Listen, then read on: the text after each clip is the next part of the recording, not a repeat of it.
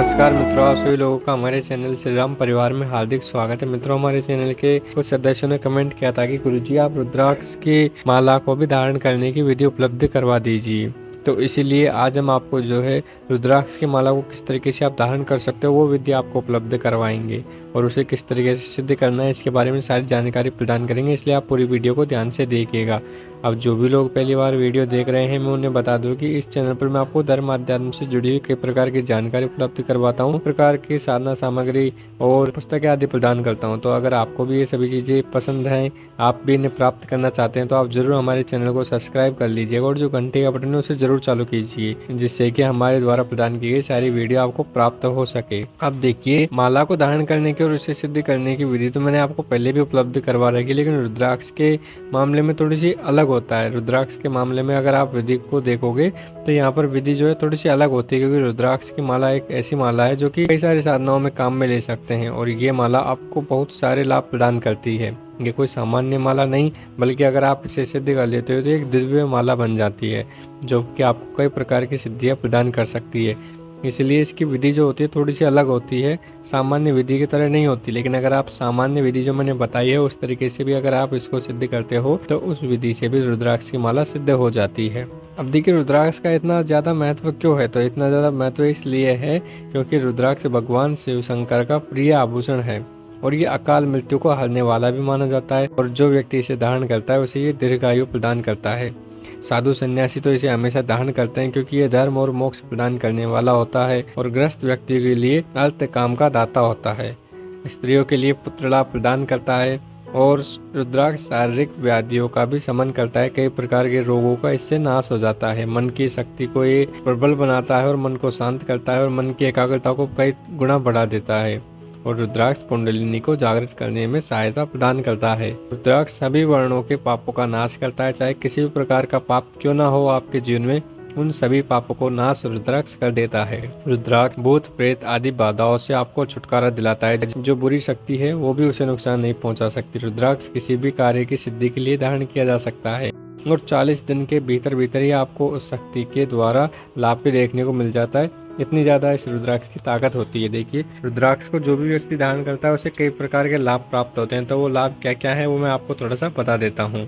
देखिए, रुद्राक्ष को जब कोई भी व्यक्ति धारण करता है तो माना जाता है कि इन मोतियों में एक शक्तिशाली आध्यात्मिक ऊर्जा होती है जो आध्यात्मिक विकास को बढ़ाने में और ध्यान में सहायता प्रदान करती है, जिससे व्यक्ति का आध्यात्मिक विकास बढ़ता है। अगर वो साधना कर रहा है तो उसका मन साधना में लगने लग जाता है, उसकी एकाग्रता बढ़ने लग जाती है और रुद्राक्ष जो है वो तनाव और चिंता को भी कम करता है। जो इसकी आध्यात्मिक ऊर्जा है वो हमारा इतना ज्यादा विकास करती है कि उससे हमारा मन शांत होता है, हमारी एकाग्रता बढ़ती है, हमारे कार्य में मन लगने लग जाता है, जिससे तनाव और चिंता बिल्कुल कम हो जाते हैं और व्यक्ति एक स्वस्थ मस्तिष्क वाला व्यक्ति बन जाता है। और जब आप कोई भी कार्य करते हो, कोई भी साधना करते हो, अगर आप छात्र हो या फिर कोई ऐसे व्यक्ति हो जिसको एकाग्रता की बहुत ज़्यादा जरूरी है अपने कार्य में, कोई ऐसा कार्य करते हो जहाँ पर आपको पूरा फोकस रखना पड़ता है, तो वहाँ पर आपको ये पूर्ण एकाग्रता प्रदान करता है रुद्राक्ष। रुद्राक्ष को धारण करने से शारीरिक बीमारियों से भी आपको छुटकारा मिलता है। कई प्रकार की शारीरिक बीमारियाँ आपसे दूर हो जाती हैं। रुद्राक्ष के मोतियों में इतना गुण होता है कि ये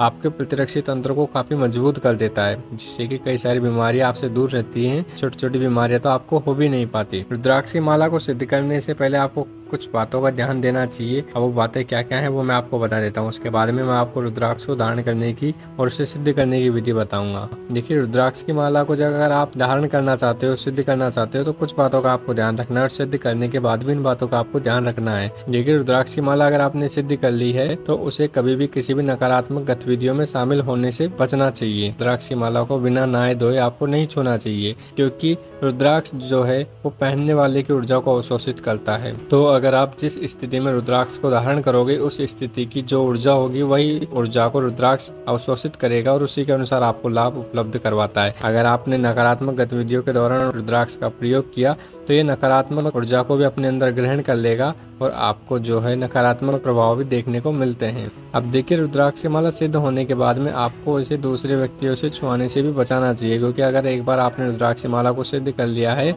और अगर कोई दूसरा व्यक्ति इस माला को छूता है तो आपकी ऊर्जा पहले से रुद्राक्ष में होती है, तो वो ऊर्जा जो है उस व्यक्ति के ऊपर प्रभाव डालती है और उस व्यक्ति की ऊर्जा को अवशोषित करके उसी के अनुरूप उसे प्रभाव उपलब्ध होते हैं। अगर व्यक्ति की ऊर्जा नकारात्मक है तो उसे नकारात्मक प्रभाव भी देखने को मिलते हैं और आपकी रुद्राक्ष की ऊर्जा का भी बैलेंस है वो थोड़ा बिगड़ जाता है। इसलिए आपको किसी भी अनजान व्यक्ति को, किसी भी व्यक्ति को रुद्राक्ष छुआने की अनुमति नहीं देनी चाहिए। उसे संभाल कर आपको रखना चाहिए। सोते समय भी आप रुद्राक्ष को धारण मत किया कीजिए, क्योंकि इससे हो सकता है कि आपकी माला जो है वो टूट जाए या फिर और भी कुछ हो जाए। इसलिए सोते समय भी आप रुद्राक्ष माला को उतार कर सो सकते हो। वैसे घर पर हो तो वहाँ पर रुद्राक्ष माला को उतार कर ही आपको सोना चाहिए और सुबह नहा धोकर पूजा आदि करने के बाद रुद्राक्ष माला को धारण करना चाहिए।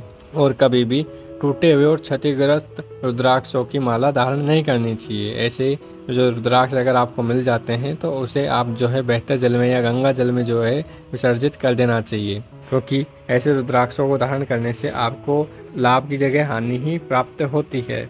अब देखिए, रुद्राक्ष की माला इतनी प्रभावशाली है कि खुद भगवान शिव ने भी शिव पुराण में कहा है कि रुद्राक्ष की माला जैसी संसार में कोई दूसरी माला नहीं है। इतने अच्छे लाभ ये उपलब्ध करवाती है, उतने अच्छे लाभ इस संसार में और कोई माला उपलब्ध नहीं करवा पाते। रुद्राक्ष को जो भी व्यक्ति धारण करता है वो अत्यधिक बलशाली, बुद्धिशाली, संयमित और बहुत ही ऊर्जावान व्यक्ति हो जाता है। हर प्रकार की साधना में उसे सिद्धि प्राप्त होती है। अब देखिए, रुद्राक्ष कई प्रकार के होते हैं और हर रुद्राक्ष को धारण करने की एक अलग विधि होती है। तो इस वीडियो में मैं आपको जो सामान्य रुद्राक्ष की माला आती है, जिसे हम साधना में प्रयोग में लेते हैं, जो हमारे पंचमुखी रुद्राक्ष की माला होती है, और बहुत ही ऊर्जावान व्यक्ति हो जाता है। हर प्रकार की साधना में उसे सिद्धि प्राप्त होती है। अब देखिए, रुद्राक्ष कई प्रकार के होते हैं और हर रुद्राक्ष को धारण करने की एक अलग विधि होती है। तो इस वीडियो में मैं आपको जो सामान्य रुद्राक्ष की माला आती है, जिसे हम साधना में प्रयोग में लेते हैं, जो हमारे पंचमुखी रुद्राक्ष की माला होती है, उसी को धारण करने की विधि उपलब्ध करवा रहा हूँ। आप सभी रुद्राक्षों की विधि जानना चाहते हैं तो आप नीचे कमेंट कर दीजिएगा। मैं आपके लिए एक पूरी वीडियो बना दूंगा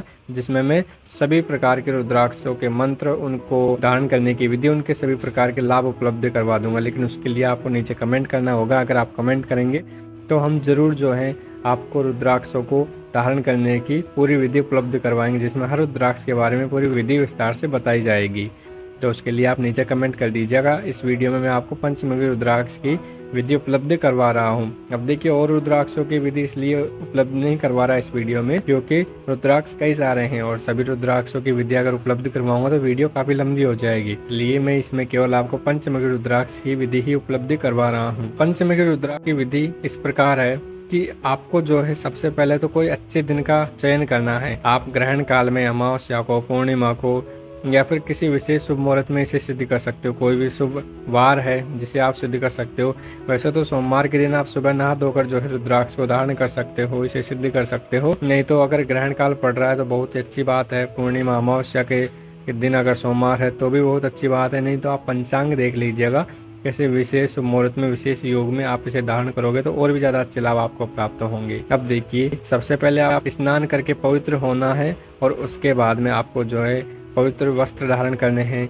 और फिर आपको रुद्राक्ष जब आप सिद्ध करोगे तो या तो आप मंदिर में जाकर सिद्ध कर सकते हो या फिर अपने घर में भी सिद्ध कर सकते हो। अपने घर में अगर रुद्राक्ष को सिद्ध कर रहे हो तो आपको जो है जहाँ पर भी आप पूजा स्थान है वहाँ पर आप आसन लगाइए, अपने सामने चौकी स्थापित कीजिए, भगवान शिव का तस्वीर स्थापित कीजिए, उनको धूप दीप अर्पित कीजिए और उसके बाद में जो है गणेश जी का पूजन कीजिए, गुरु जी का पूजन कीजिए और फिर भगवान शिव का पूजन कीजिए। और उसके बाद में जो है भगवान शिव का पूजन करने के बाद में रुद्राक्ष की माला को लीजिए और उसे पंचगव्य से स्नान कीजिए। तो देखिए, पंचगव्य में गाय का दूध, दही, घी, गौमूत्र और जो गोबर होता है वो उपयोग में लिया जाता है। इन सभी 5 चीज़ों को मिलाकर जो है वो पंचगव्य बनाया जाता है। और इससे आप जो है पहले माला को स्नान कराइए और इससे स्नान कराने के बाद में आपको जो है माला को जल से स्नान कराना है। ये पूरी विधि जब तक चलती रहेगी तब तक आपको ओम नमः शिवाय का जाप करते रहना है। ओम नमः शिवाय का जाप करते रहिएगा और ये कार्य करते रहिएगा।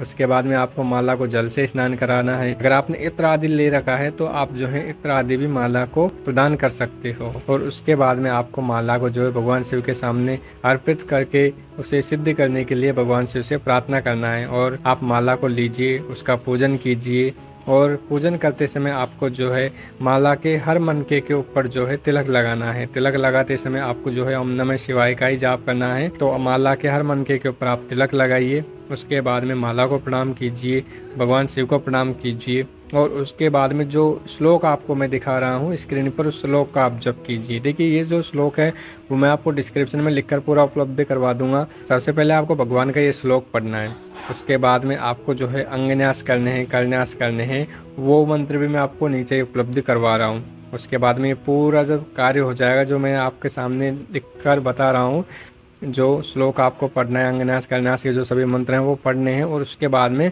अंतिम में अब आपको मैं ये मंत्र उपलब्ध कर रहा हूँ। देखिए आपको स्क्रीन पर एक मंत्र दिखाई दे रहा है, इस मंत्र का आपको एक माला जप करना है। भगवान शिव के सामने एक माला इस मंत्र का जप कीजिए। उसके बाद में एक माला ओम नमः शिवाय का जप कीजिए।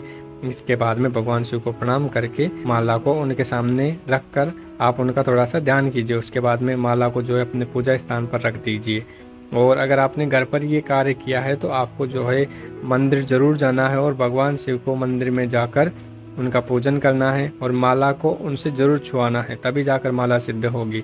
और मंदिर में ये कार्य कर रहे हो तो मंदिर में ये कार्य पूरा होने के बाद में माला को भगवान शिव के शिवलिंग से ज़रूर छुआना है। उसके बाद में आपकी जो माला है वो सिद्ध हो जाएगी और इसे आप किसी भी कार्य में प्रयोग में ले सकते हो।